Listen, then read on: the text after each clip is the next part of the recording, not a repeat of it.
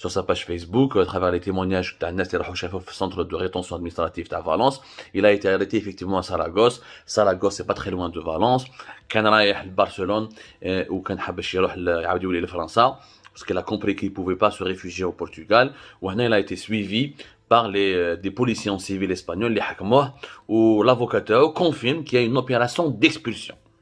علاش son avocat confirme encore une fois les informations que nous avions révélées le live تاعنا باللي ce n'est pas une affaire de justice, c'est une affaire de sécurité nationale parce que Mohamed Ben Halima est accusé donc par la police espagnole d'activités contraires, je cite, d'activités contraires à la sécurité nationale ou qui pourraient compromettre les relations de l'Espagne avec d'autres pays.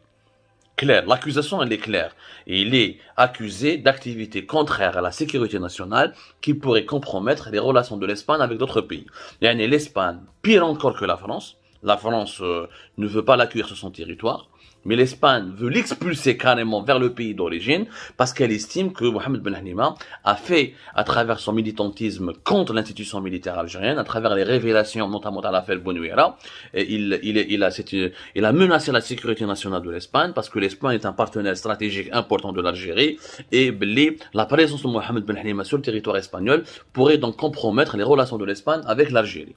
Donc, les mouvements, plutôt les membres du mouvement Lached, notamment les anciens militaires, parce qu'il y a il y a bel et bien des militants de Lached qui sont en Espagne, qui se déplacent en Espagne, mais les anciens militaires qui seront présents, qui seraient présents sur le territoire espagnol, et qui auraient eu des obédiences avec, ou des relations, une proximité avec Lached, l'Espagne les expulse automatiquement, suivant un accord qui a été signé par les autorités algériennes.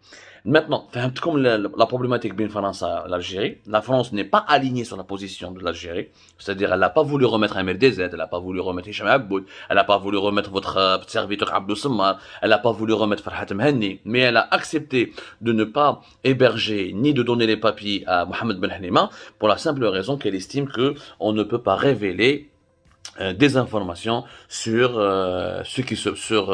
qui peuvent porter préjudice au fonctionnement intérieur de l'armée algérienne. C'est-à-dire que quand n'importe qui, le can MRDZ, par exemple les enregistrements de Bounouira, je pense que MRDZ aurait eu de graves soucis. Parce que lui, il n'a pas de papier encore en France, il est sous contrôle judiciaire. N'importe quel activiste algérien ou un migrant en France, c'est un avis, comme l'information que il prend, et pour que chacun prenne ses précautions. N'importe qui sort des informations, mais c'est des informations des critiques ou là, il y a des informations classées secret défense. En l'occurrence, Bounouira a révélé des informations classées secret défense. Où je directeur général, trafic de drogue, trafic d'armes, les unités militaires que nous faisons, les promotions. Il a donné une description très minutieuse du fonctionnement secret d'une armée. Elle dit même l'armée française, là, d'après ma source française, même maintenant en France, on l'aurait jamais accepté que notre armée soit traînée dans la boue de cette manière. Mais bon, ça c'est leur version, ce n'est pas ma version, c'est leur version. Maintenant en Espagne, les autorités espagnoles ont un partenariat politique avec l'Algérie. Entre l'Espagne et l'Algérie, il y a une alliance politique qui s'est renforcée depuis la normalisation des relations entre le Maroc et Israël. Depuis fin décembre 2020, l'Espagne voit d'un mauvais œil l'arrivée d'Israël au Maroc, le Maroc qui bombe le torse, qui veut devenir une puissance régionale et qui tente donc de récupérer Melilla ou Ceuta, qui sont encore des propriétés de l'Espagne, qui sont encore des villes espagnoles et des régions sous l'administration de l'Espagne. L'Espagne chef cette alliance entre Israël et le Maroc, ça l'a particulièrement inquiété et c'est pour ça qu'elle a décidé de renforcer, de contrebalancer le Maroc, d'affaiblir le Maroc en faisant une alliance importante avec l'Algérie. Sur le plan politique, l'Espagne ne veut pas que d'un Maghreb où il y a un seul pays qui domine, en l'occurrence le Maroc avec le soutien américain et israélien. Donc elle a fait tout depuis toute l'année 2021, elle a tout fait pour que l'Algérie revienne sur les devants de la scène et comme ça l'Espagne utilise l'Algérie pour contrebalancer et pour réduire l'influence d'un Maroc qui gêne et qui menace les intérêts espagnols parce que l'Espagne ne veut pas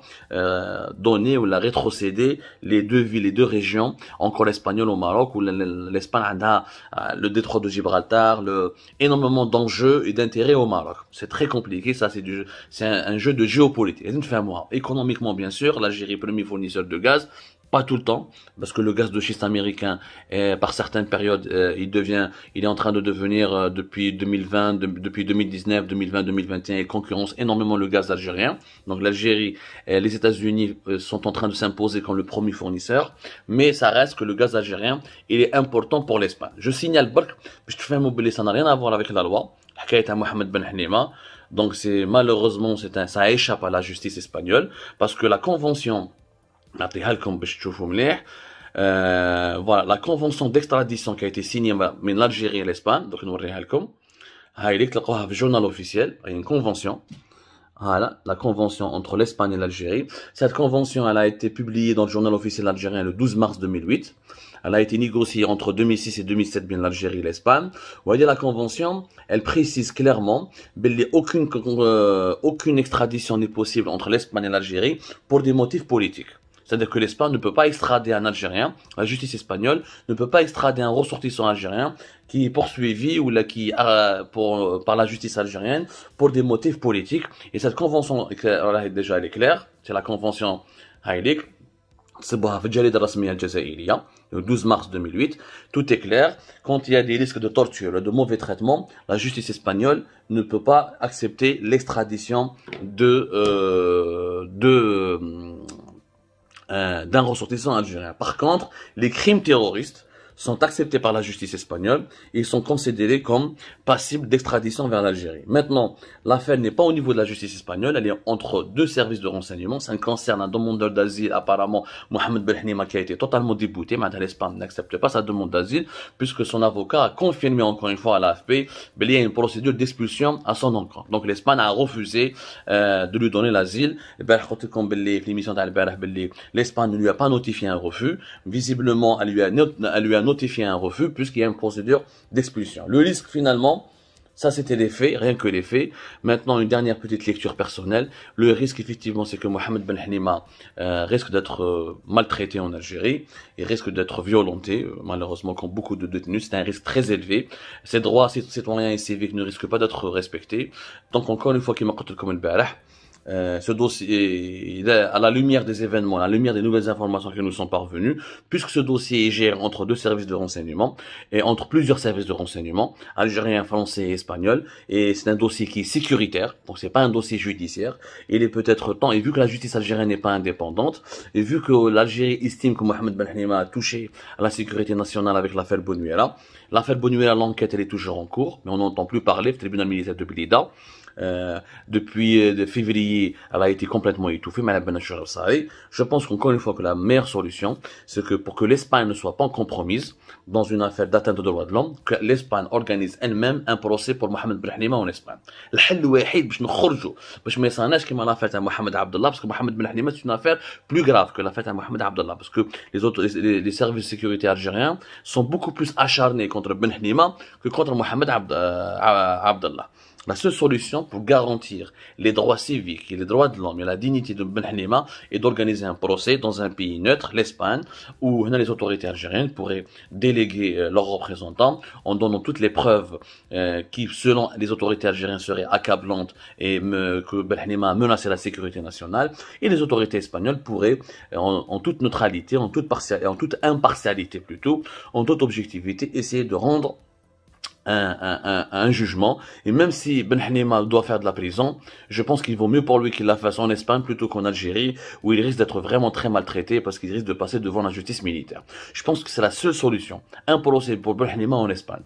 Je ne vois aucune autre solution qui pourrait garantir à l'Espagne de ne pas se salir avec le régime algérien et à Ben Hnima de ne pas être victime de mauvais traitements, et à l'Algérie, même si elle accepte ce principe d'organiser un procès, je suis sûr que l'Algérie ne l'acceptera pas, parce que l'Algérie, je suis un pays souverain. Moi, il a fait un crime en Algérie, il doit être jugé en Algérie. Donc on verra est-ce que l'Algérie, la position algérienne va évoluer, mais je ne crois pas. Je maintiens pour dire que les Algériens, les autorités algériennes espèrent récupérer Mohamed Ben Hnima le dimanche prochain. Est-ce que nous sommes le vendredi 18 mars, dimanche on sera 20 mars. Visiblement, il y a beaucoup de pression sur les autorités espagnoles grâce aux interventions de Amnesty International, de plusieurs ONG. L'avocat espagnol dont je vous ai donné le nom, il est très actif au Wathanique.